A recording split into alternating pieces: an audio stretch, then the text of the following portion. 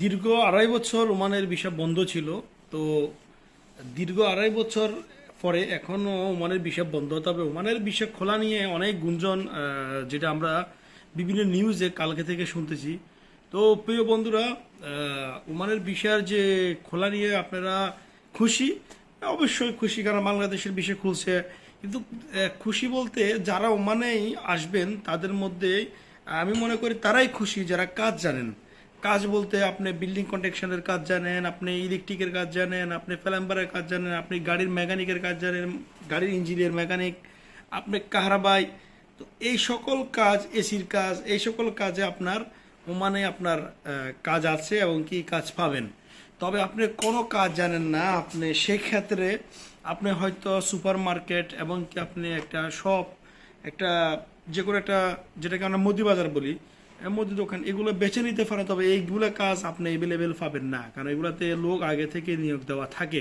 তো ভাগ্যক্রমে আপনি পেতে পারেন যেটা আপনি পারবেন, কিন্তু আপনি এই যে কাজগুলো, এই কাজের ডিমান্ডও আছে, আপনার স্যালারিও ভালো হবে, আপনি এই কাজ দিয়ে আপনি ভালো কিছু করতে পারবেন, ভালো ইনকাম করতে পারবেন।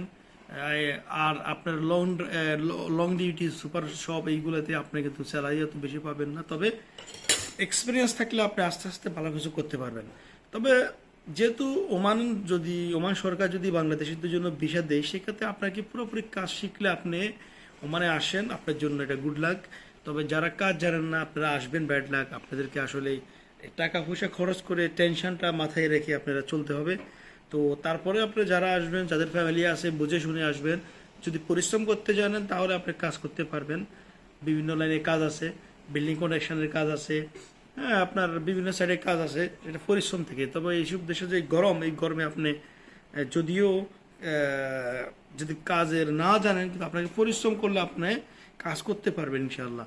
তবে সেই ক্ষেত্রে আমি মনে করি কাজ জানা থাকলে আপনার নিজস্ব একটা দাম থাকবে, আপনার নিজস্ব একটা চাহিদা থাকবে। এক এক জায়গায় না হলে আপনি অন্য জায়গায় করতে পারবেন, আপনাকে মানুষ ডাকবে। তো এটাই হলো কথা। তো ভালো থাকবেন, সুস্থ থাকবেন। আসসালামু আলাইকুম রহমতুল্লাহি ওয়া বারাকাতুহু।